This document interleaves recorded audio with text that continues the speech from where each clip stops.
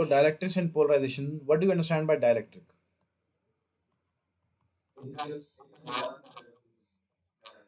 Dielectric is a non-insulator, non-conducting. हाँ जी, ठीक है। हाँ, non-conducting. Okay, मतलब no passage of current. You're saying this? ना भाई ऐसा तो नहीं। We are exactly not saying कि लकड़ी है वो जिसमें करंट पास ही नहीं करेगा, but they are some materials which provide very high resistance. ठीक है। सो जैसे आपने कंडक्टर की क्या पहचान बताई थी लास्ट क्लास में, कंडक्टर्स की, मेटल्स कंडक्टर्स फ्री इलेक्ट्रॉन्स होते हैं। ठीक है। सिमिलर पिक्चर में हम बोलेंगे डायरेक्ट्रिक्स वो मटेरियल्स होते हैं जिनमें कंडक्टर से काफी कम फ्री इलेक्ट्रॉन्स होते हैं, दैट्स इट। ठीक है। So materials having lesser free electrons as compare to conductors. ठीक है। Or we can say the materials having very high resistivity as compared to conductors. Okay. So now we are talking about dielectrics and हमारे पास polarisation, ये हमारा topic है। ठीक है। So exactly हम उस पर बात नहीं कर रहे कि करंट पास ही नहीं करेगा, हम बात कर रहे हैं कि ऐसा मटेरियल जो कम उसके फ्री इलेक्ट्रॉन्स कम है, and then we have to see उसको इलेक्ट्रिक फील्ड में रखेंगे तो क्या होगा। राइट। सो आप सोच के देखो, कंडक्टर था तो हमारे पास क्या हुआ था, when I was having a conductor, तब क्या हो रहा था, मैंने उसको इलेक्ट्रिक फील्ड में रखा, व्हाट हैपेंड,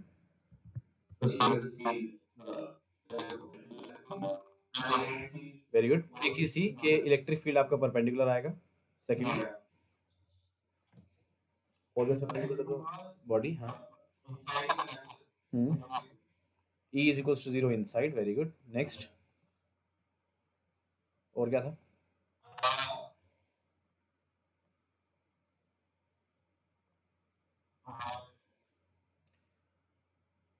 अच्छा E is equal to 0 inside से आपने क्या मतलब, ये 0 क्यों आया था, because the charges redistributed themselves in the static situation.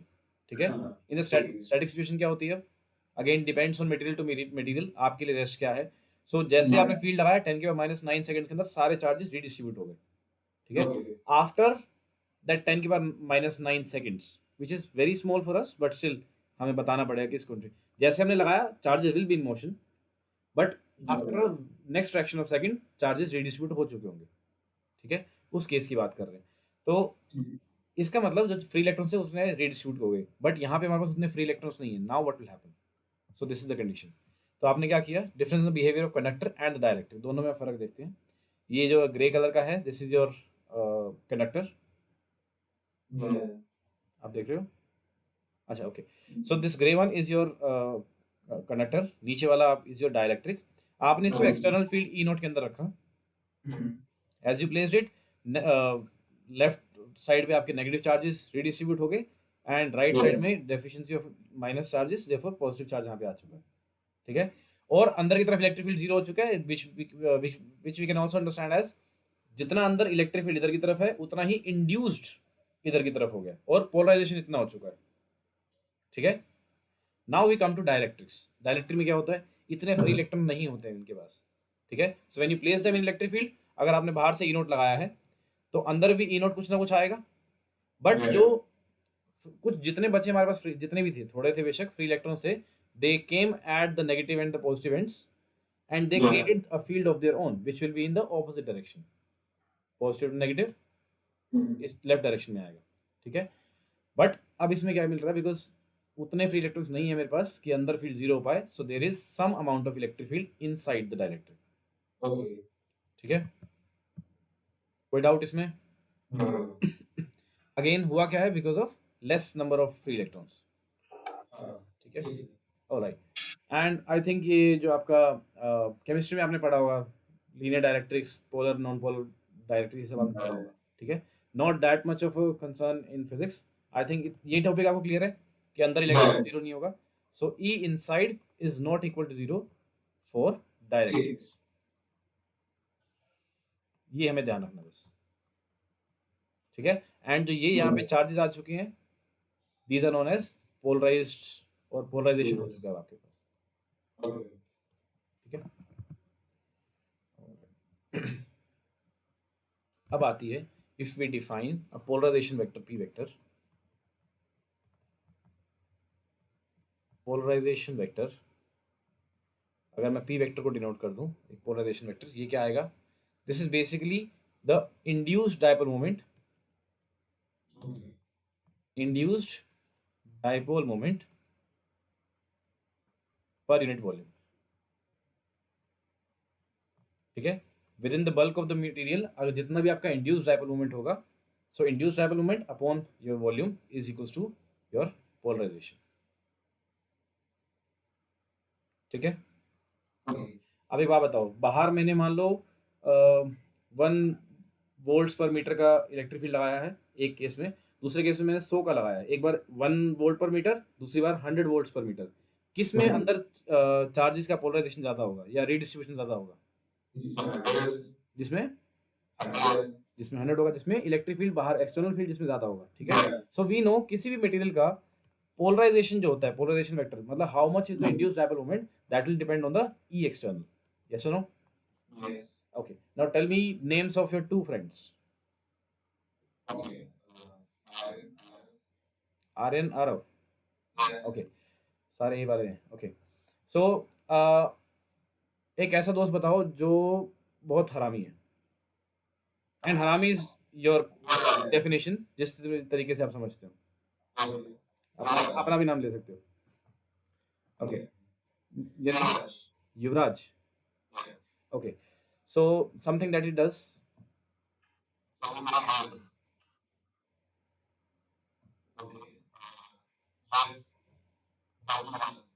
Bunking classes. Okay, so आपने भी साथ में बंक करी है? ओके, आप स्कूल में? Okay, so the thing is, अच्छा एक ऐसा दोस्त बताओ जो उल्टी काम करता है बट आप उसके साथ नहीं हो।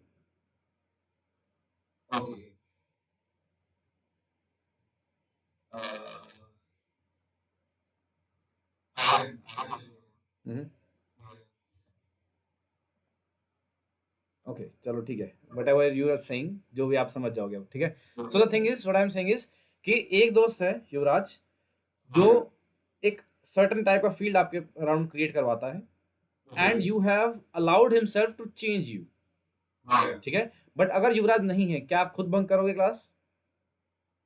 नहीं, खुद नहीं करोगे। So this is one type of thing, ठीक है। So we will talk about 2-3 types of things. This is A, this is B and this is C. तो एक आता है कि एक्सटर्नली कोई फील्ड लगा, आप उसके अंदर चेंज हो गए, ठीक है, ये वो चीज है। अगर एक्सटर्नल फील्ड हटेगा आप फिर अपने नॉर्मल स्टेट में आ जाओगे, ठीक है। दिस इज लाइक इंड्यूस हो चुका है सब कुछ, ठीक है। Other kind of thing is, external field लगा, आपने भी बंक करी क्लासेस, बट अब आपको मजा आने लग गया and you have allowed your self, or you can say you have allowed Yuvraj to change you, your personality you have allowed him to change, okay? This means आप खुद बदल चुके हो। This thing is known as susceptibility, ठीक है। तो अब बात आती है कि एक होता है कि भाई आपने मतलब देखो, दो तरह की चीज आती है। सबसे पहले हम एप्सिलॉन की बात करते हैं। What is epsilon? Permittivity. What is permittivity? How do we define it qualitatively?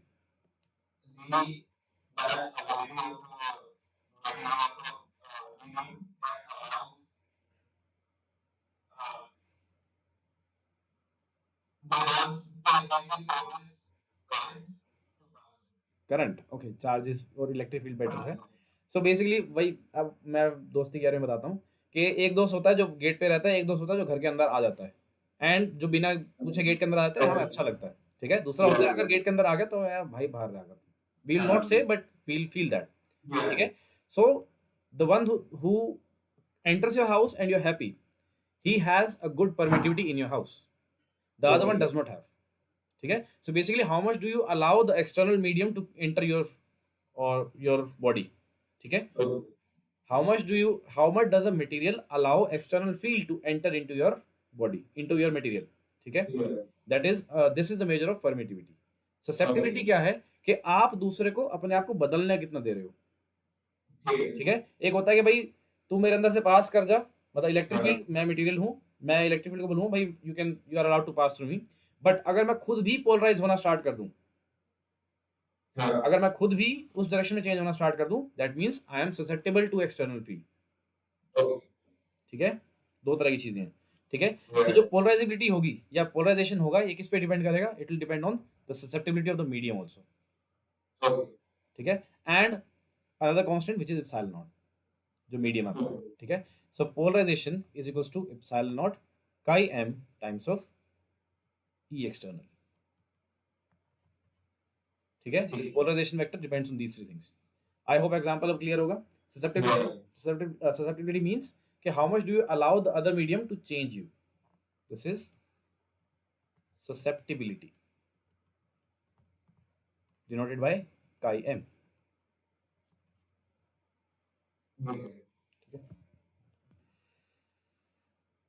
Okay. So एक बार इस टॉपिक की रीडिंग कर लेना, केमिस्ट्री से रिलेटेड होती है। Due to lack of time I am not going into it, just एक reading is enough for you, ठीक है। Now we are coming to capacitors. इसमें इतना एक चीज़ काफ़ी है। बेसिकली इसको आप मैग्नेटाइजेशन में देखेंगे, थोड़ा सा एक्सटेंशन में देखेंगे इसका। इस टॉपिक में इतना ही एनसीईआरटी में है, ठीक है। सेम चीज़ पोलराइजेशन में क्या आएगी, देखो उसमें हम लिखेंगे magnetization vector this is equals to mu naught times of H external. Chi भी आता है बट ठीक है, विल सी जब वहाँ पे आएगा, ठीक है। सेम चीज़ है, कितना मैग्नेटाइज हो पाएगा depends on susceptibility and external field. Okay, coming to now capacitance. So देखो दोनों चैप्टर्स में ना बहुत ज़्यादा सिमिलैरिटी है, तो रिलेट करते रहेंगे। गॉस लॉ इधर है, एम्पियर्स लॉ उधर है, ये सब चीज़ें will keep on relating. Then comes capacitance. Capacitance क्या होता है? नाम से क्या पता लग रहा है?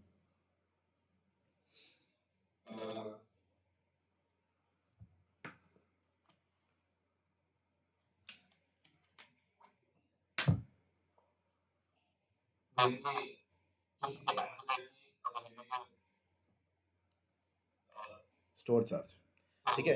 कैपेसिटेंस मींस द कैपेसिटी, ठीक है। अब कैपेसिटी किस टर्म्स में, कोई पत्थर तो उठाना नहीं इसको। Capacity in terms of storing charge, ठीक है।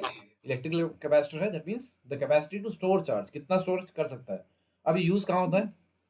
Even though not useful in this chapter, but पता होना चाहिए कहाँ यूज होता है ये। हाँ जी, पंखा का भी स्लो हुआ है, क्या करते हैं उसके लिए? यूज कैपेसिटर, ठीक है। कोई भी चीज हो जिसमें इंस्टेंट आपको एनर्जी की जरूरत हो, एक बार कैपेसिटर इज यूज्ड।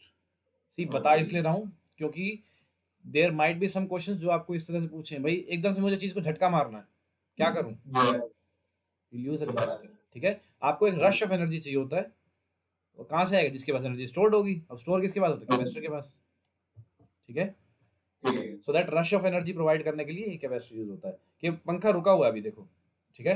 अब आपने बटन दबाया, पंखा चालू हो गया, बट वो एकदम से इसको झटके से घुमाना, उसके बाद वो अपनी मोटर के कारण घूमता रहेगा। बट एक बार उसको घुमाना, 0 से 1 लेके आना उसको, 1 से इलेक्ट्रिसिटी ले आएगी। कैपेसिटर का काम है बस इनिशियल पुश देना, ठीक है। सेम इज यूज्ड इन, आपने अगर पुरानी ट्यूबलाइट्स देखी हो तो स्टार्टर होता था उसमें, सेम पर्पस, ठीक है। स्टार्टर मींस कैपेसिटर ही होता है वो, ठीक है। ओके, अब कैपेसिटेंस है क्या? Capacitance is something that stores charge, stores electrical energy in the form of electrical charge या इलेक्ट्रिकल फील्ड, ठीक है। Okay,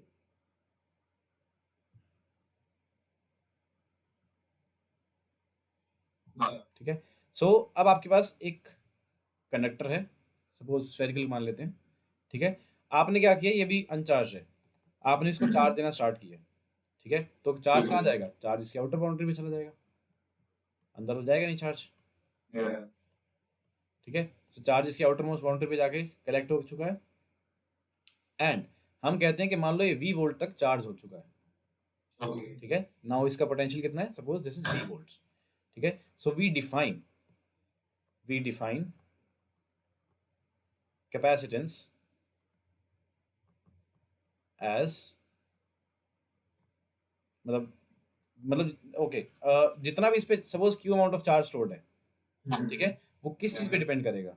it will depend on कितना पोटेंशियल है इसके अक्रॉस, ठीक है। So this Q will depend on what is the potential of this sphere जो हमने माना, ठीक है। So Q is equals to C times of V, this is the relation, ठीक है। And a very most very important point about capacitor is capacitance does not depend on either potential or charge. C is independent of Q और V. Any other example that you can think of? इस तरीके बिल्कुल same तरीके का ohms law बिल्कुल resistance होता है वो वोल्टेज और करंट पे डिपेंड नहीं करेगा, that will remain the same. ठीक है, सो ये डिपेंड करता है किस पे? इट ओनली डिपेंड्स ऑन, मतलब capacitor only depends on geometrical factors. अब ज्योमेट्रिकल फैक्टर्स क्या होते हैं? दैट मीन्स उसका, उनकी प्लेट्स का एरिया कितना है, उनके प्लेट्स के बीच में डिस्टेंस कितना है, उन पर डिपेंड करता है, ना कि उस पर चार्ज कितना है. एक खाली कैपेसिटर होगा that is also having some fix value of capacitance. ठीक है, और वो फिक्स वैल्यू आएगी कहाँ से? बिकॉज उसके पास कुछ, उसकी प्लेट से कुछ एरिया है, उसके प्लेट्स के बीच में कुछ सेपरेशन है, उसके प्लेट्स के बीच में एक डायलेक्ट्रिक डाला हुआ है. ठीक है, उस पर डिपेंड करता है. ठीक है, ओके, सो दिस इज अच्छा. ओके, स्टोर किस फॉर्म में करता है? या तो चार्ज की फॉर्म में कह सकते हो, या फिर आप कह सकते हो इलेक्ट्रिक फील्ड की फॉर्म में एनर्जी स्टोर करता है. ठीक है, एंड यू कैन अज्यूम कि भाई बेसिकली दो मीडियम्स के बीच में आपका एक कैपेसिटेंस होता है. लाइक ऐसे नहीं कि चार्ज स्टोर कर लिया आपने. अगर आपने स्फीयर पे चार्ज स्टोर किया है, सो वी एज्यूम कि इसका दूसरी जो बॉडी है that is present at infinity. एक बहुत बड़ा, बहुत दूर एक आपने एक मेटल का एक और स्फीयर एज्यूम कर लेना है, जिसके बीच में आपने इलेक्ट्रिक फील्ड स्टोर किया हुआ है. ठीक है, जब हम कह रहे हैं कि इलेक्ट्रिक चार्ज स्टोर किया है और इलेक्ट्रिक फील्ड की टर्म्स में इसमें एनर्जी स्टोर करी है, दैट मीन्स एक दूसरी प्लेट भी है, चाहे वो स्फेरिकल शेप की हो, बट एक दूसरी प्लेट भी है. ठीक है, एंड उसके बीच में इलेक्ट्रिक फील्ड आपने स्टोर कर रखा है. अच्छा, एक और यहाँ पे चीज़ मेंशन कर रखी है एनसीईआरटी में, that is the dielectric strength of a medium.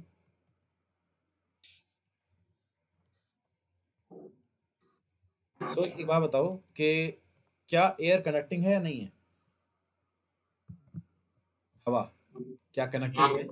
हाँ, कनेक्टिंग है या नहीं? नहीं है. Okay, that means it's a डायरेक्ट्रिक आपके हिसाब से. नहीं, बेसिकली मतलब अगर देखो हम अपनी वायर्स के हिसाब से समझें, अब यूँ तो इन्फिनिटी भी आपका एक डायरेक्ट्रिक बन सकता है, इनफाइनाइट रेजिस्टेंस उसकी किसी के पास तो. ठीक है, but in general if we say अगर हम कंडक्टर की बात करें तो air is a very like insulator ही है एक तरह से. ठीक है, मतलब कनेक्ट करेगी ही नहीं, बट द थिंग इज कैसे परफेक्शन तो कुछ होती नहीं है. सो बेसिकली जब अगर मान लो उस सेंस में बात करते हैं कि अगर कनेक्ट नहीं कर रही तो बिजली गिरती क्यों है बारिश के टाइम पे? what happens is there is a large amount of potential difference between the clouds and the earth. ठीक है, हर एक की एक लिमिट होती है, एक लिमिट के बाद हर चीज, भाई मेरे बस की, मेरी हिम्मत खत्म हो चुकी है, अब जो करना करो. ठीक है, so the directive strength of air is, तो डायरेक्टिव स्ट्रेंथ उसकी maximum value of electric field होती है, कितना लगाओगे तो इट विल स्टार्ट कंडक्टिंग. तो एयर के लिए that is 3 × 10⁶ volts per metre. ये नंबर इसलिए बता रहा हूँ ताकि अगर कहीं क्वेश्चन में आ जाए, यू हैव टू थिंक क्या इतनी ज़्यादा वोल्टेज लगाई है आपने. दैट मीन्स वो मीडियम, वो डायरेक्ट्रिक मीडियम, लकड़ी भी मान लो कनेक्ट करना स्टार्ट हो गई है, जस्ट गिविंग एन एग्जांपल. जब एयर कर रही है तो शायद किसी पोटेंशियल डिफरेंस पे लकड़ी भी करने लग जाए. हाँ, सबकी अलग अपनी अपनी डायरेक्टिव स्ट्रेंथ होगी.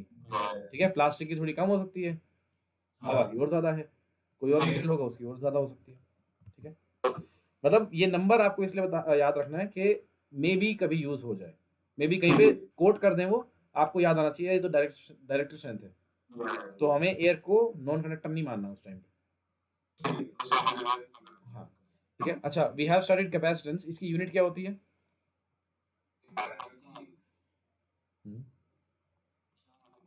फेराड. न्यू यूनिट है फेराड. ठीक है, and farad is a very large value, तो हम इसको जनरली माइक्रो फेरेड्स और नैनो फेरेड में बात करते हैं. 10⁻⁶ और -9. जैसे कूलम को 10⁻⁶ कूलम जनरली रखते हैं, एक चार्ज है 2 माइक्रो कूलम, ऐसे रखते हैं. सिमिलरली माइक्रो फेरेड या फिर नैनो फेरेड की टर्म्स में रखते हैं. ठीक है, ओके. एक चीज़ और है, आपको मुझे इसकी डायमेंशन निकाल के दिखानी है फेरेड की.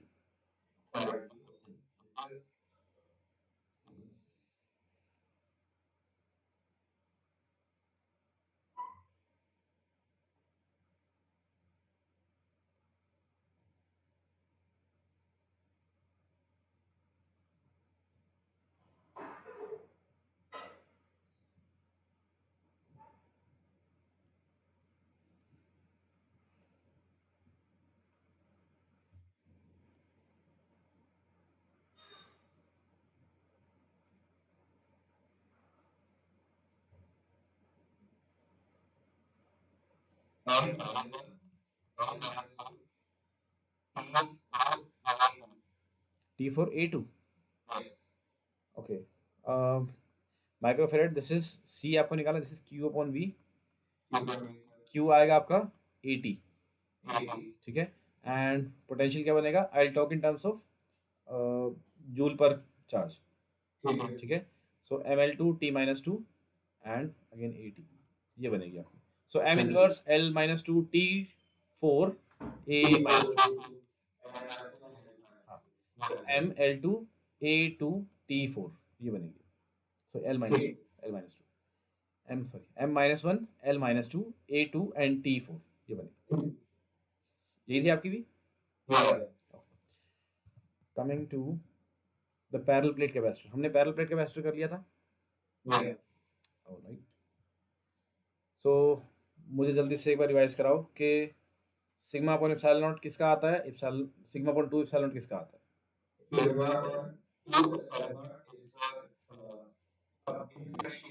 Very good,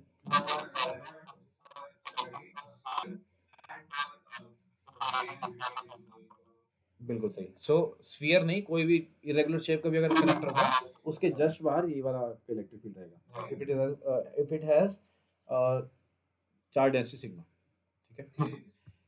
alright, now we need to solve for parallel plate capacitor, इसका हमें कैपेसिटेंस निकालना है, ठीक है। बिकॉज हमने बात करी दो मटेरियल के बीच में हम इलेक्ट्रिक फील्ड स्टोर करते हैं। सो सबसे आसान केस बनता है हमारे पास एक क्यूब रेक्टेंगुलर शीट्स है हमारे पास, ठीक है। So suppose we have two rectangular sheets, we have this two rectangular sheets. एक पे हमने चार्ज डेंसिटी रख दी है सिग्मा, दूसरे पे हमने चार्ज डिस्ट्रीब्यूट कर दिया है माइनस सिग्मा, ठीक है। एक इससे थोड़ा और डायग्रास करके एक बार एक चीज़ और देख लेते हैं। सपोज आपके पास एक कैपेसिटर है, आप उसको एक बैटरी लगा के एक रेजिस्टेंस लगा के इसको चार्ज कर रहे हो सपोज, ठीक है। तो व्हाट विल हैपन इज यहाँ से चार्ज फ्लो करना स्टार्ट होगा, ए प्लेट पर द चार्ज विल कीप, मतलब करंट फ्लो कर रहा है तो charge will keep on accumulating at point A, ठीक है। So charge will keep on growing at this point, because B plate इसके सामने है। So the similar value of charge but in negative sense, मतलब minus q will induce at point B, ठीक है। Because यहाँ से करंट यहाँ जा नहीं रहा है असल में, तो यहाँ पे इंड्यूस हो रहा है एक तरह से आप सोचोगे, ठीक है। Will talk in terms of EM waves, displacement current जो होता है, आपने करा होगा थोड़ा बहुत, ठीक है। तो ध्यान रखना, ए पे चार्ज एक्यूमुलेट होता है, बी पे इंड्यूस होता है, ठीक है। ये कब काम आएगा, जब हम दो कैपेसिटर्स यूज करेंगे, ये और ये। तो हम बात करेंगे कि अगर मैंने बैटरी से कनेक्ट कर दिया एंड सपोज एक रेजिस्टेंस भी है to to finally charge the capacitors, तो यहाँ से अगर करंट फ्लो कर रहा है, सो जो हिस्सा पहले बैटरी के कॉन्टैक्ट में था ही नहीं, उस पर अभी बाद में भी चार्ज सेम रहेगा। इस हिस्से के अंदर जो ये दो प्लेट्स रहेंगी, लाइक ये प्लेट इसकी राइट प्लेट, इसकी लेफ्ट प्लेट, दोनों पे बिकॉज इनिशियली चार्ज जीरो था, after the charging of capacitor भी इस ब्लू एनवलप के ऊपर चार्ज जीरो रहेगा, ठीक है। बिकॉज चार्ज गया नहीं है यहाँ पे चार्ज इंड्यूस हुआ है। तो जब यहाँ पे नेगेटिव क्यू इंड्यूस हुआ है, तो सीधी सीधी बात है यहाँ पे पॉजिटिव क्यू इंड्यूस होएगा, एंड सिमिलरली माइनस क्यू यहाँ पे, बिकॉज पॉजिटिव क्यू यहाँ हुआ था। So coming to our discussion which is कि अगर हमारे पास दो पैरेलल प्लेट कैपेसिटर्स हैं, इनकी इसकी चार्ज डेंसिटी है प्लस सिग्मा, इसकी है माइनस सिग्मा, ठीक है। सपोज इसका एरिया है ए, दोनों प्लेट्स का एरिया आपका ए है, एंड इनके बीच का सेपरेशन इज से सम स्मॉल डी, ठीक है। सो दो प्लेट्स के बीच में हमने कल ही बात करी थी कि इलेक्ट्रिक फील्ड कितना होता है, this is sigma upon 2 epsilon, sigma upon epsilon, ठीक है। So electric field is sigma upon epsilon, and because, अच्छा ये बात बताओ, क्या ये फील्ड वेरिंग है, वेरिंग इन स्पेस है, या फिर कांस्टेंट है? हाँ, मतलब यहाँ पे देखो चाहे यहाँ पे देखो, प्लेट्स के बीच में electric field will remain same, ठीक है। अब याद करो वो एग्जांपल चैप्टर, इसी चैप्टर में था देंगे जिसमें हमने किया था कि v is equals to minus E dot d r, one over r square वाला, वो कब अप्लाई होता है, ये वाली रिलेशन एग्जैक्टली कब अप्लाई होगा, जब इलेक्ट्रिक फील्ड आपका स्पेस वेरिंग हो, स्पेस में बदल रहा हो, ठीक है। बट यहाँ पे हमारे पास कांस्टेंट है, तो if I write it as that like electric field is equals to minus d V upon d r, तो dv की जगह I can simply write minus delta v upon delta because nothing is changing, सिर्फ change की बात है sir, ठीक है। सो यहाँ से मेरा पोटेंशियल कितना आ जाएगा, potential difference across the plates, positive plate and negative plate के बीच में पोटेंशियल डिफरेंस कितना आ जाएगा, this is e times of distance, उनके बीच में डिस्टेंस कितना है, yes no. So the potential difference, so will write, अगर आप बोर्ड्स की लिखने की बात कर रहे हो, so will say we know electric field between the plates, ये कितना आएगा, this is sigma upon epsilon naught, ठीक है। एंड इफ यू राइट कि potential difference across the plates,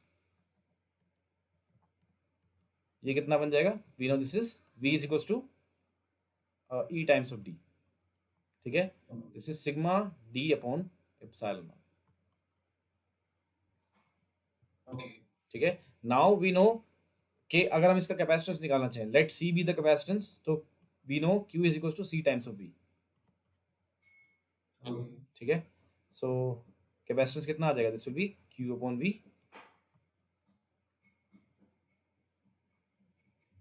yes और no.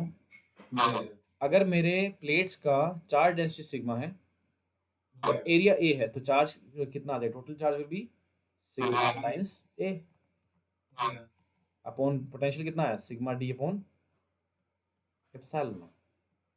What does this become, this becomes epsilon naught A upon D,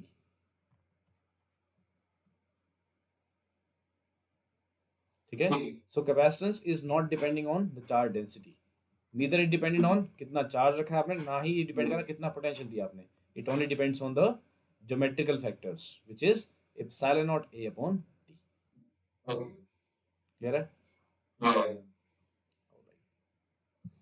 now suppose if we introduce a dielectric, तब क्या होगा हमें वो देखना है, ठीक है। अगर हमने इन प्लेट्स के बीच में, सो ये लिख भी लीजिए, ओनली डिपेंड्स ऑन, हमने शायद कर लिया पहले, only depends on geometrical factors, okay. It only depends on geometrical factor, मतलब एरिया और डिस्टेंस बिटवीन द प्लेट्स, ठीक है। So dielectric within a capacitor क्या होगा,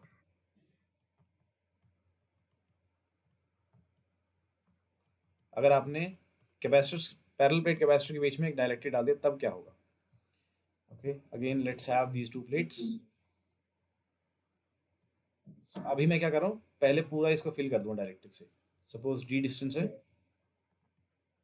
तो I will fill this up completely with a capacitor, sorry with a dielectric, पूरा इसको fill कर देंगे इससे, ठीक है। ओके, तो जितना प्लेट्स का सेपरेशन है उतनी इस डाइलेक्ट्रिक की थिकनेस है, जितना शीट्स का एरिया है उतना ही डाइलेक्ट्रिक का एरिया है, ठीक है। तो बेसिकली जब आपने, हमने ऊपर बात करी थी कि इलेक्ट्रिक फील्ड अगर आप यहाँ पे सेटअप करते हो इस डायरेक्शन में, सपोज लेफ्ट टू राइट, तो डायरेक्ट्रिक बिकॉज इसके पास नंबर ऑफ फ्री इलेक्ट्रॉन्स कम है, तो इसके अंदर एक फील्ड सेटअप होगा इधर की तरफ, lesser than the external field, ठीक है। सो अगर this is your E external, so जो आपका अंदर इंड्यूस होगा this will be in the opposite direction, ठीक है।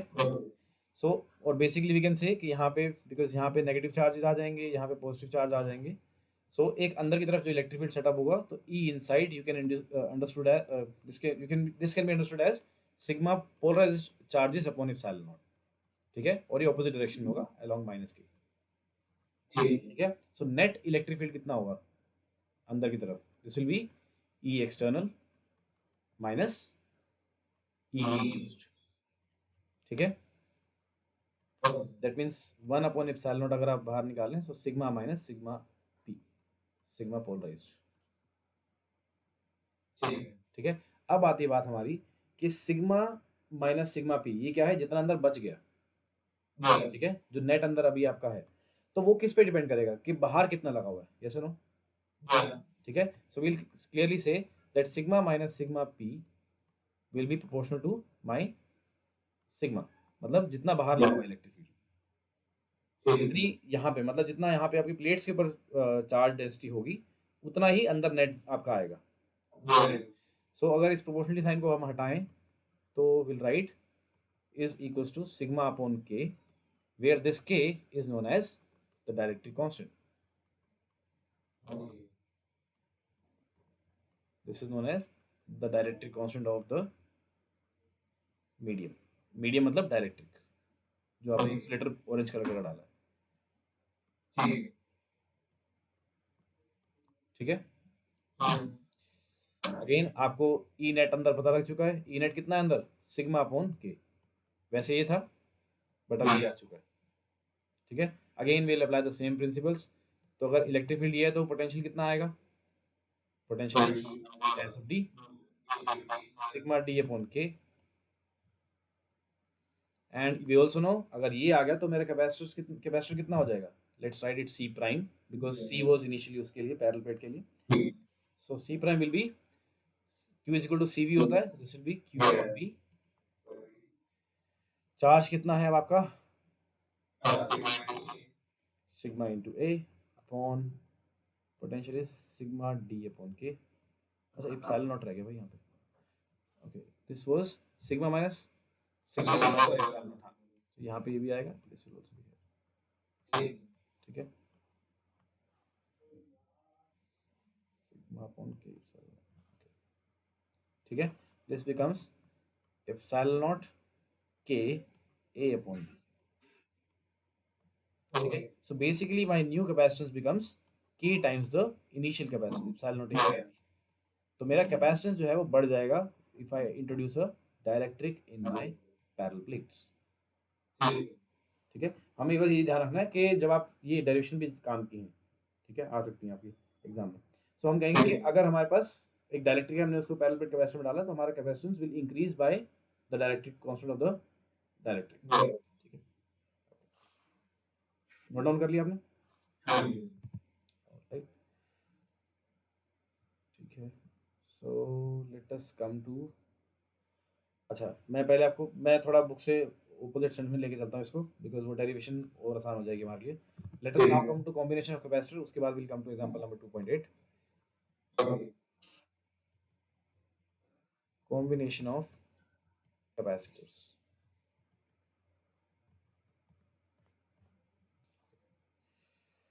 समझ तो आ रहा है ना, कोई डाउट अभी तक? अच्छा एक बात बताओ, पैरेलल के अंदर अगर हम सिर्फ लेमन लैंग्वेज में समझें तो पैरेलल के अंदर क्या सेम रहता है और क्यों, अगर ओके इफ आई टेक, हाँ जी, how can we say this and why do we say this?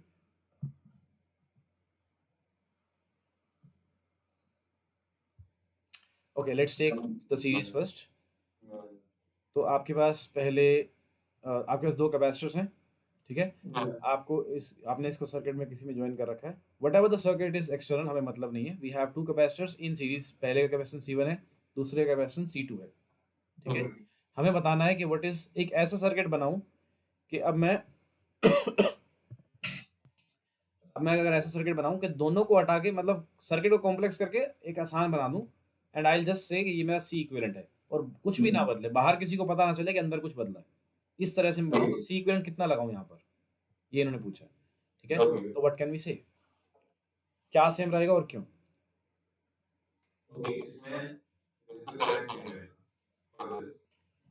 Q is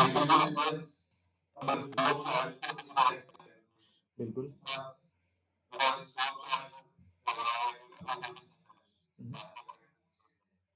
current same रहेगा, सीरीज के अंदर रेजिस्टेंस अगर होता है तो हम कहते हैं करंट सेम है, अगर कैपेसिटर लगता है तो वी से चार्ज सेम रहेगा, ठीक है। अभी याद करो जो अभी हमने पहले डिस्कस किया था कि जितना अगर करंट यहाँ से गया है, अगर यहाँ पे प्लस क्यू इंड्यूस हुआ है, प्लस क्यू यहाँ पे डिपॉजिट हुआ है, तो ऑपोजिट प्लेट पे माइनस क्यू इंड्यूस होगा, ठीक है।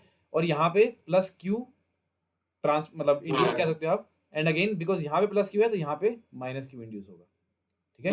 So basically in series your charge will remain same, ठीक है।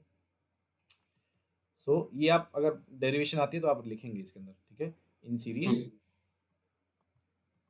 charge remains constant, remains same on both the capacitors,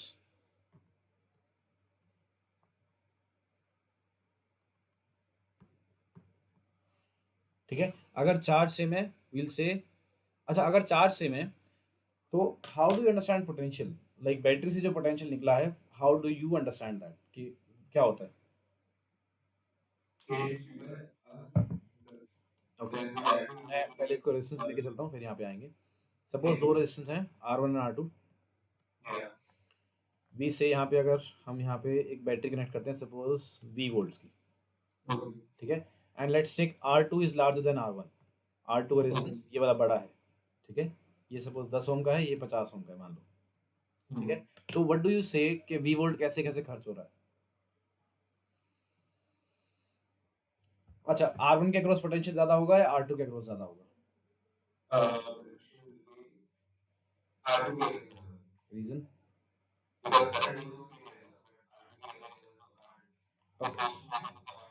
ठीक है, ठीक है। सो यू कैन थिंक, अगर रेजिस्टेंस का केस है, you can think of it as के V इज सम टॉफीज, ठीक है। R1 का पेट बड़ा छोटा है, R2 का पेट बड़ा है, वो ज्यादा टॉफी खाएगा, ठीक है। उसका रेजिस्टेंस ज्यादा है, it will eat more toffees, it will be requiring more potential, और it will there will be more potential drop across R2, ठीक है। ऑलराइट, तो अगर हम V वोल्ट की बैटरी लगाते हैं across the capacitors, so will से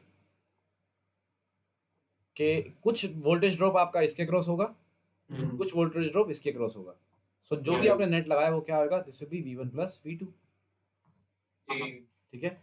and we know Q is equal to CV, दोनों पे चार्ज सेम है, तो V कितना आ जाएगा? कैन आई से Q टोटल या Q, वो तो दोनों पे सेम ही रहेगा, upon C equivalent is equal to Q over C1 plus Q over C2, ठीक है। As the charges are same, will simply write 1 over C equivalent is equal to 1 over C1 plus 1 over C2, ठीक है, done. Now we'll connect the capacitors in parallel. You would like to do it?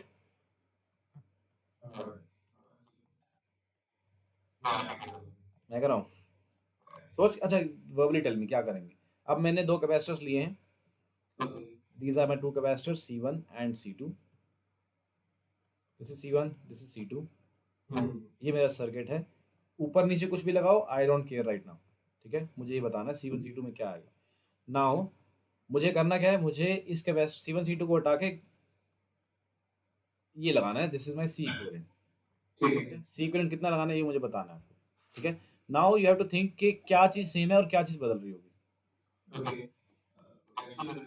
So potential drop across C1 and potential drop across C2 will be same because they are connected in parallel, ठीक है। तो ठीक है, अब लिख दो फिर क्या चीज़ बटेगी, what will be distributed, because यहाँ पे जो सेम थी उसको हमने यूज नहीं किया, यहाँ पे जो बदल रहा था या डिस्ट्रीब्यूट हो रहा था उसको हमने यूज किया। यहाँ पे क्या डिस्ट्रीब्यूट हो रहा है? चार्ज डिस्ट्रीब्यूट हो रहा है, ठीक है। लेट्स सपोज इसके क्रॉस चार्ज Q1 है, इसके क्रॉस Q2 है, ठीक है। तो what are we writing?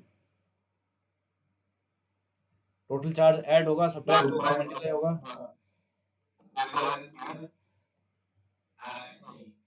Q total will be equals to Q plus Q2, ठीक है। सो Q कितना आएगा? This will be Q is equal to CV, so C equivalent times of V is equals to C1 times of V plus C2 times of V.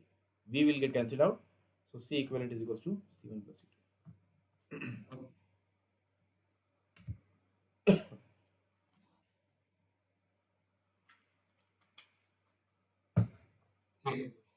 ठीक है। तो आपने capacitors को series parallel दोनों में लगा लिया, and these are formulas. Now what we are going to do is, suppose मेरे पास जो डायलेक्ट्रिक था पहले, अब वो पूरा नहीं है, मतलब किसी ने आधा डायलेक्ट्रिक ही डाला इसके अंदर, ठीक है। मान लो अगर ये थिकनेस D है और प्लेट्स का separation is A, capital A, सो सिर्फ एक पतला सा डायलेक्ट्रिक डाला इन्होंने,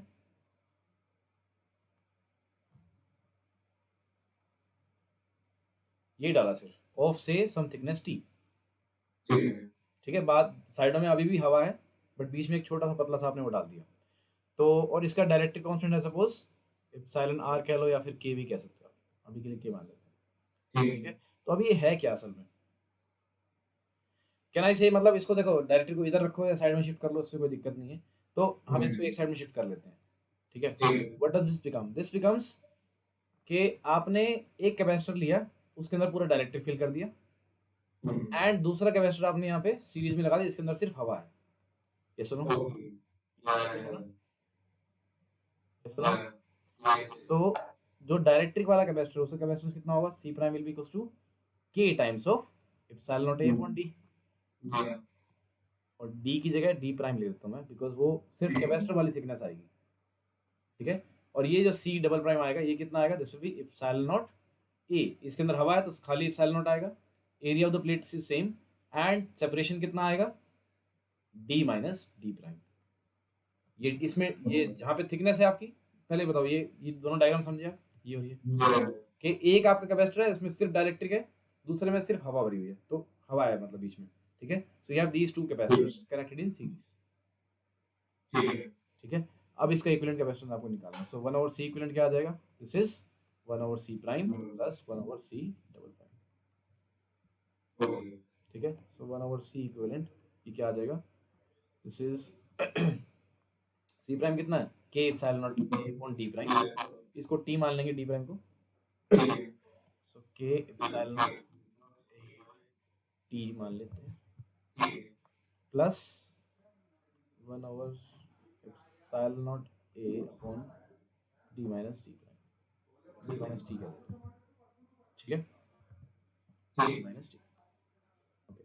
सो सी इक्विवेलेंट निकालना है हमें, क्या करते हैं, let's take 1 over epsilon naught A common, I have t upon k plus d minus t, that's it, ठीक है। This is my 1 over C equivalent, तो सी इक्विवेलेंट क्या बन जाएगा यहाँ से, एप्सिलॉन नॉट ए अपॉन, बताओ, एलसीएम लेना पड़ेगा, okay, alright, let's do k times of t plus k times of d minus t, ठीक है। अब इन्वर्ट कर दूं इसको मैं, epsilon naught A upon k upon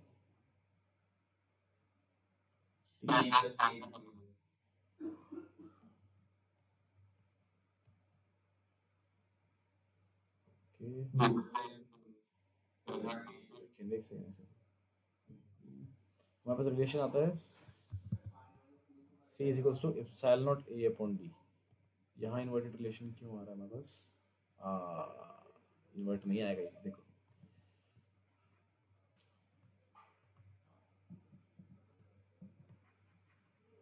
see this is epsilon naught A denominator में था, तो ये के भी डिनोमिनेटर में था, तो ये भी ऊपर जाएगा ना, सो दिस विल बी, इसको यहीं इन्वर्ट कर, क्या हो रहा है,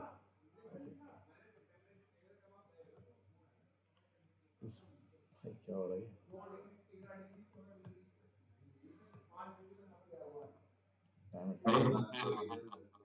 हाँ भाई चेंज नहीं हो पा रही, पता नहीं,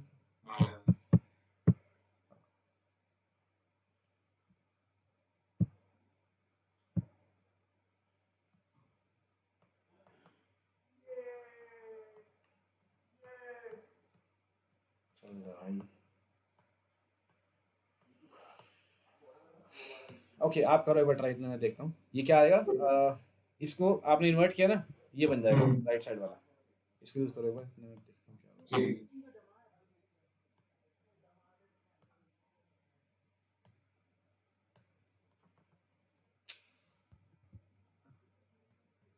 हाँ, सो दिस विल बी, पहले इसको यहीं से इन्वर्ट कर लेते हैं, C 1 over C equivalent, this is equals to 1 over epsilon naught a times this thing t plus k times of d minus t upon k, अब इन्वर्ट करिए इसको, so I'll be getting c equivalent is equals to epsilon naught a times of k upon t plus k times of d minus t, ठीक है। Invert करने की वैसे जरूरत नहीं थी, बट इसको थोड़ा और सिंप्लीफाई कर लेंगे हम, क्या बनेगा, माई सी इक्विवेलेंट विल बिकम, मतलब basically I want the answer in same sense जो मेरा पहले आता था, सो थोड़ी अलग सी सेंस बन रही है, so epsilon naught A upon this is d minus t times of k upon k plus t, this will become epsilon naught a upon d minus t plus T upon K, this will be my expression finally. दो बार invert किया, but because इसको हम directly ये लिख नहीं सकते, even तो हम समझ सकते हैं बट कर नहीं सकते, तो आपको यही भी यूज करना पड़ेगा। ठीक है, so the answer becomes epsilon naught A upon d minus T plus T upon के। ठीक है, बिकॉज डी माइनस टी में क्या है, सिर्फ हवा है, और टी में क्या है, डायरेक्ट्रिक है, तो टी अपॉन के। ठीक है, यहाँ पे आप epsilon r is equals to, ये वन ना बन जाएगा, ये मतलब एयर का रिलेटिव परमिटिविटी इज वन, तो ये वन बन जाएगी। ठीक है, वन लिखोगे तो आपको समझ में आ जाएगा, यहाँ पे हवा है, यहाँ पे डायरेक्ट्रिक।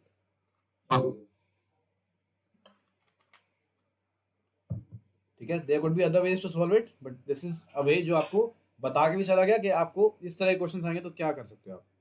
ठीक है, एक सेट ऑफ क्वेश्चन आपका क्या बन सकता है इसी में, कि सपोज अब मैं सिर्फ आपको प्लेट्स बना रहा हूँ, मैं लाइक वो रेक्टेंगुलर प्लेट्स नहीं बनाएंगे, we'll just make vertical lines, these are my plates. अगर मेरे पास दो डायरेक्ट्रिक हैं, सपोज आधे आधे एरिया के अंदर आते हैं, सपोज ये मेरा डायरेक्ट्रिक है, ये a/2 एरिया के अंदर आया हुआ है, सेपरेशन पूरी है, एंड सपोज ये इसका डायरेक्ट्रिक कांस्टेंट है, सपोज इट्स k1 मान लो।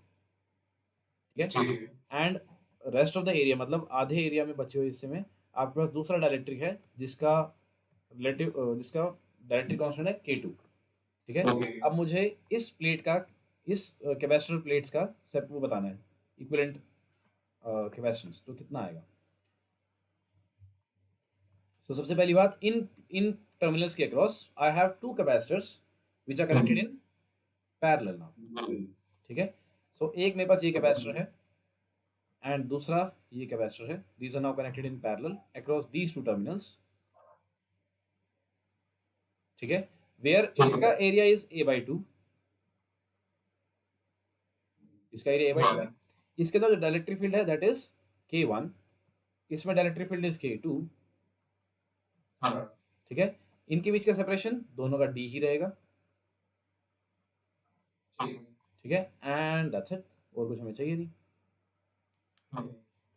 ठीक है, so now we have two capacitors connected in parallel, तो सबसे पहले C1 निकालो, this is C1, this is C2। C1 कितना आएगा, we know this is k times of epsilon naught a upon d, but a मेरा a/2 है, तो यहाँ d के साथ 2 लिख दिया मैंने।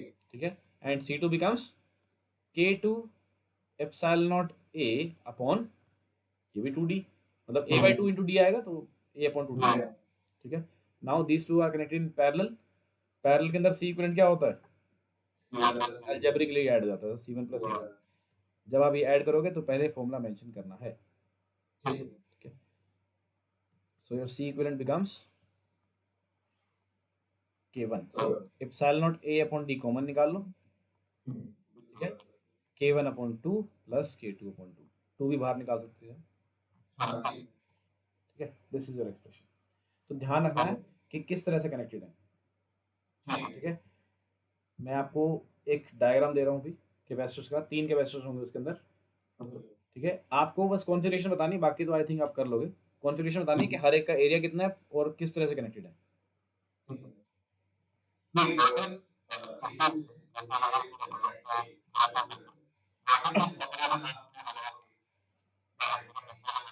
तो ऊपर वाला आपका डायरेक्ट्रिक फील्ड है, नीचे वाला हवा वाला है, सेपरेशन इज a/2। ठीक है, ओके, आपने एक और क्वेश्चन दे दिया, तो इसको वो कैसे बनाते हैं। So let us take now these are the plates, इसके अंदर एक तरह का डायरेक्ट्रिक है, यहाँ पे दूसरे टाइप का डायरेक्ट्रिक है, और ये वाला हिस्सा खाली है। ये जो आपका कैपेसिटर था, this was the separation between plates was d, area of the plates is a।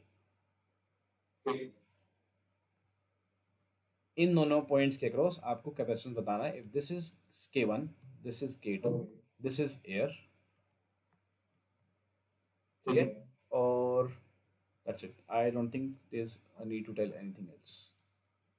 आपको बताना है किसको कैसे कैसे ऐड करूँ।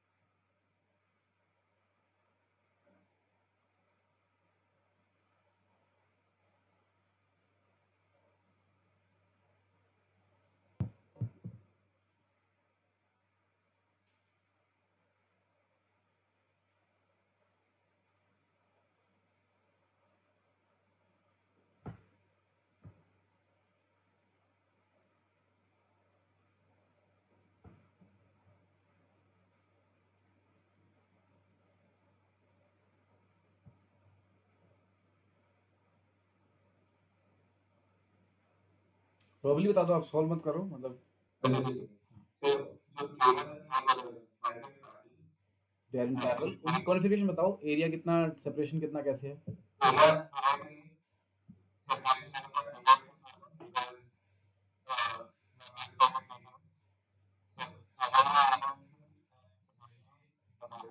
Good.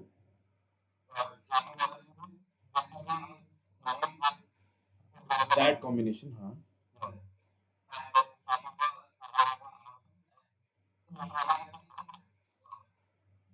Separation is D by two, बिल्कुल सही। Now you can, I think you can do it. हाँ बस ठीक है, आप ट्राई कर लेना। थोड़ा बड़ा सा एक्सप्रेशन आएगा, no need to worry.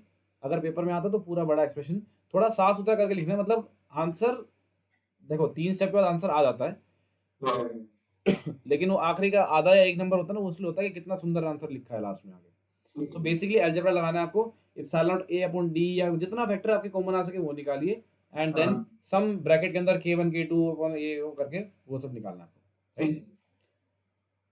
Alright, example number 2.8, now I think you can do it.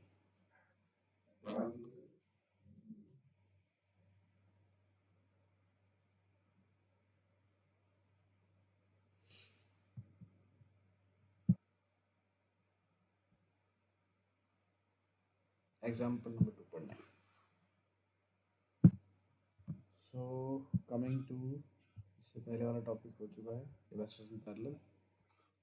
This next thing is the energy stored in the capacitor. अब हमने इतना सब कुछ बनाया डाटाबेस के इसके लिए कि एनर्जी स्टोर करा in the form of electric field. Now we have to see कि किस तरह से चार्जेस और इलेक्ट्रिक फील्ड के टर्म्स में इट स्टोर्स एनर्जी, ठीक है? सो इंटीग्रेशन का प्रोसेस है क्या वैसे? आपने लाइक इतना मैथमेटिक्स पढ़ लिया है, किसी भी चीज़ को इंटीग्रेट करने का तरीका क्या है?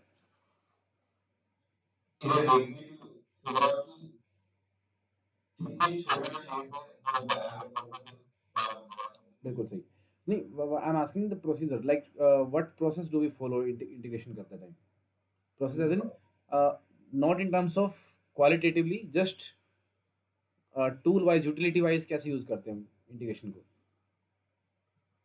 लाइक जैसे हमने उसमें, ओके मैं बता देता हूँ कि इंटीग्रेशन करते टाइम क्या कहते हैं, यहाँ से इस पॉइंट से मैं स्टार्ट कर रहा हूँ, इतने डिस्टेंस पे जाऊंगा, इतने में फिर हल्का वेरिएशन करूंगा, दिस वी डू, ठीक है?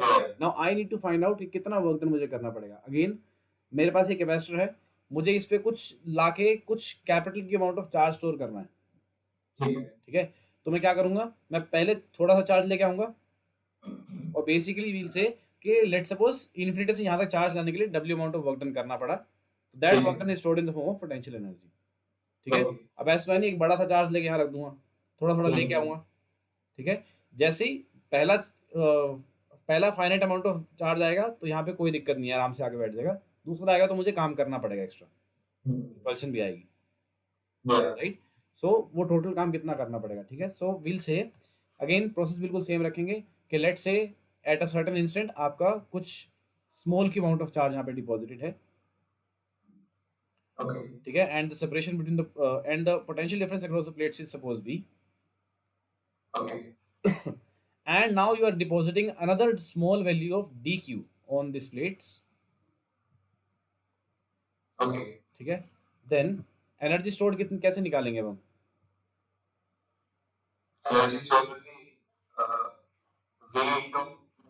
V into dq, very good, ठीक है? So my small amount of work done will be कितना आएगा, this is V times of dq, ठीक है? और ये क्या करेंगे हम, इंटीग्रेट करेंगे कहाँ से कहाँ तक,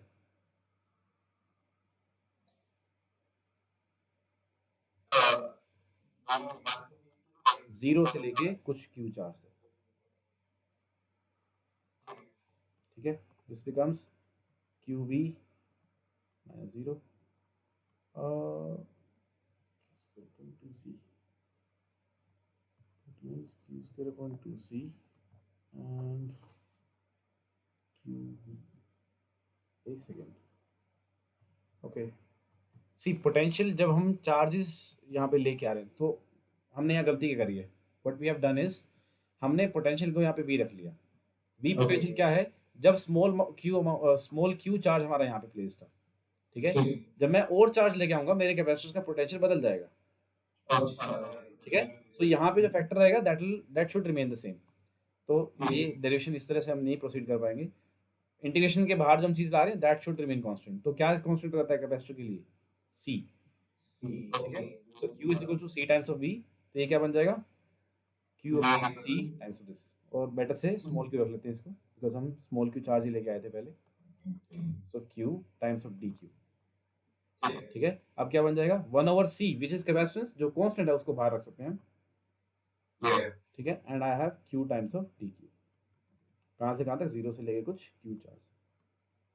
this becomes Q square minus zero का square upon 2c। This is the amount of work done, just one, ठीक है। And this work done is stored in the form of potential energy. So potential energy stored कितनी आ जाएगी, this is Q square upon 2c। और again अब यहाँ पे आप change कर सकते हो बिकॉज अब आपने सारा चार्ज डिपॉजिट कर लिया है, तो क्यू की जगह वी भी रख सकते हो। So you can write c square v square upon 2c, that becomes half c v square। और अगर नीचे इसी एक्सप्रेशन में c को हटाओगे तो you'll write q square upon 2 into q upon v, that becomes q into v by 2, ठीक है। सो you have got these three expressions, तीनों को आप यूज कर सकते हो in finding out the potential energy stored within the capacitor। कब कब यूज करना है, अब ये आप सोचना है कैसे करोगे बताओ, इसको कब यूज कर सकते हो, नहीं जब आपको कैपेसिटर सीरीज में दे रखे हो, ठीक है। जब सीरीज में देंगे तो आपका कैपेसिटेंस, तो कैपेसिटेंस तो आपको पता ही है, but Q will remain same across the capacitors, ठीक है। This will be generally use जब आपके कैपेसिटर्स पैरेलल में लगे हो, ठीक है। And this will B use at all times, मतलब देखो ऐसा नहीं है कि पैरेलल सीरीज में मैं ये नहीं लगा सकता हूँ, हाँ थोड़ा एक और स्टेप पढ़ना पड़ेगा हमें आगे, ठीक है, ठीक है।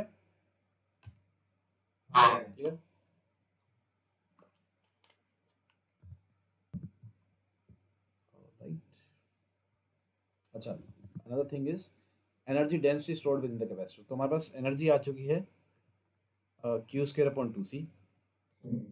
एंड नाउ सपोज हमारे पास जो प्लेट्स थी उस पर चार्ज डेंसिटी सिग्मा थी और एरिया था a, सेपरेशन था सपोज d, तो क्यू कितना आ जाएगा, सिग्मा इंटू ए का होल स्क्वायर अपॉन 2 इंटू सी, कैपेसिटेंस कितना आ जाएगा, epsilon naught A upon D, ठीक है। Okay, this becomes sigma square A square upon 2 epsilon naught A upon D, D को ऊपर ले जाते हैं, सो ए से स्क्वायर कट जाएगा, I am left with 1/2 epsilon naught into sigma square into D, that's it, यही बचा मेरे पास।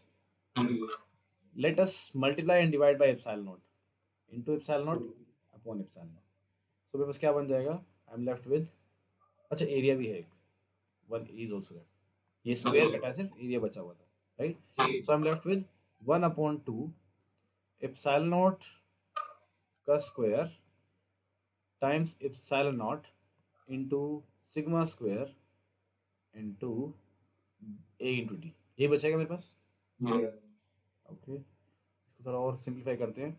अब देखो आंसर मेरा आ चुका है, बट मुझे क्या थोड़ा सुंदर लेके आना आंसर, कुछ मेरा बन के दिखे मुझे फाइनली, ठीक है। सो इसका मैं क्या लिखूंगा, I have sigma square upon epsilon not square, क्या बन जाएगा ये, very good, 1/2 times epsilon naught times sigma square upon epsilon not square becomes electric field. तो आंसर तो मेरा ये भी सही था, लेकिन कुछ समझ नहीं आ रहा है यहाँ से मुझे, प्रॉपर्टीज वाइज मुझे समझ नहीं आ रहा क्या लिखूं इसको।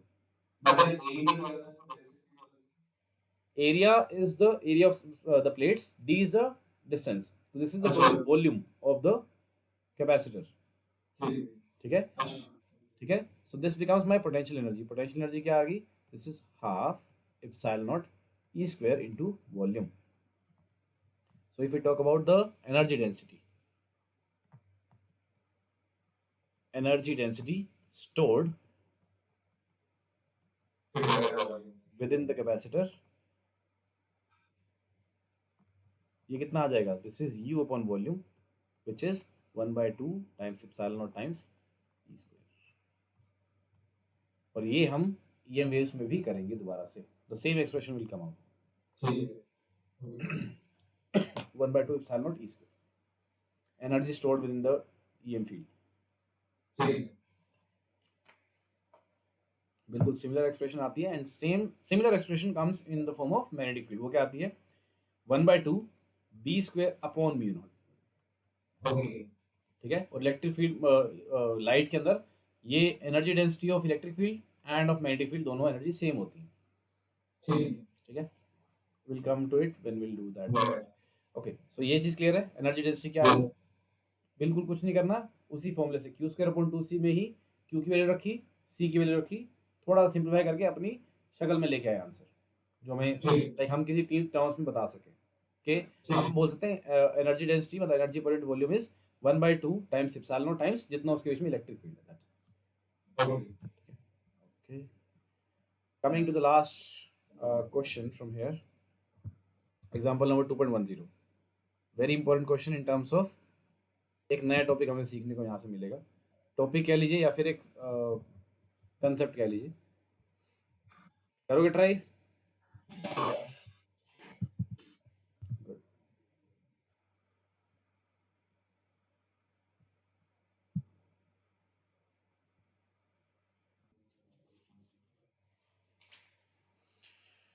सो 900 पिकोफैरेड का कैपेसिटर, पिकोफैरेड कितना होता है, पिकोफैरेड इज -12, ठीक है, वो फेम्टो फैरेड होता है। So 900 picofarad capacitor charged to 100 volts battery. How much is the electrostatic energy stored in the capacitor? I think इसमें कोई दिक्कत नहीं आएगी, ठीक है। Simply C दे रखा है, V दे रखा है, हाफ CV स्क्वायर लगा दो, U is equals to half CV square, ठीक है। The problem comes when you are connecting this. So the capacitor is disconnected from the battery. अब आपने कैपेसिटर को चार्ज किया और बैटरी हटा दी सर्किट से, और एक और कैपेसिटर इसके नीचे लगा दिया, ठीक है। अब क्या होगा, अब इलेक्ट्रोस्टैटिक एनर्जी कितनी स्टोर होगी हमें ये निकालना है, ठीक है। तो क्या पहले हमें सोचना है कि होगा क्या, लाइक आपने जब कैपेसिटर कनेक्ट किया, सपोज आपने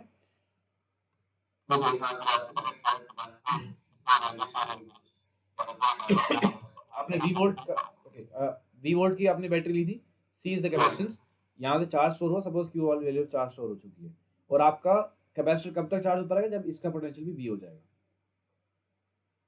ठीक है। अब आपने क्या किया, बैटरी हटा दी, अब आपके पास क्या बच गया सिर्फ सर्किट में, you have a capacitor having charge Q, capacitance C and charge to potential B। इसको आपने बिल्कुल सिमिलर कैपेसिटर के साथ लगा दिया, जिसके ऊपर जिसका capacitance charge capacitance is C, charge 0 था, अनचार्ज है तो पोटेंशियल भी 0 आएगा, ठीक है। अब क्या होगा, सोच मतलब आपको देखना फिजिकली क्या होगा, बाद में आएंगे कैलकुलेशन कैसे करेंगे, फिजिकली क्या होगा।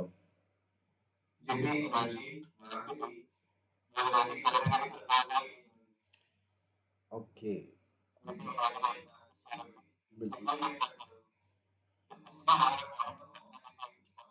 The thing is energy will not be conserved here, मतलब देखो एनर्जी हमेशा कंजर्व्ड रहती है, जो हम बात करते हैं वो मैकेनिकल एनर्जी के टर्म्स में होती है, या फिर electrical energy will not be conserved, ठीक है।